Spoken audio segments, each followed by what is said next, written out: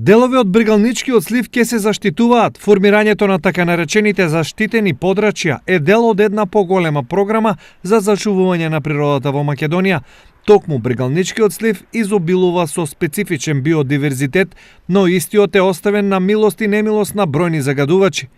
Околу Брегалничкиот слив има премногу вредност, за кој што многу малку се знае, не само кај нас и во светот може би повеќе се знае, и затоа мора да направиме се, да направиме еден баланс помеѓу економскиот развој и да една табу тема која што постои дека заштитените подрачја го кочат економскиот развој, да ги демантираме и да видиме, и тоа гледам градоначалниците се спремни, од заштитените подрачја може да се заработи, може добро да се живее.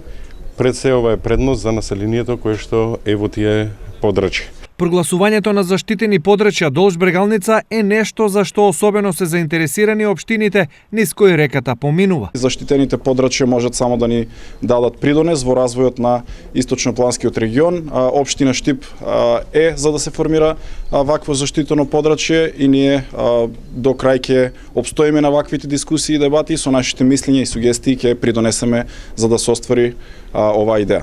Сепак, она што загрижува е квалитетот на водата на реката, кој во континуитет покажува лоши резултати.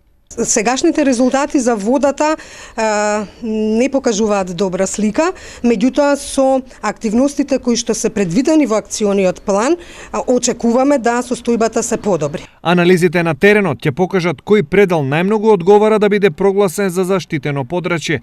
Инаку целата програма за заштита на природата во Македонија се спроведува со поддршка од Швајцарската агенција за развој и соработка.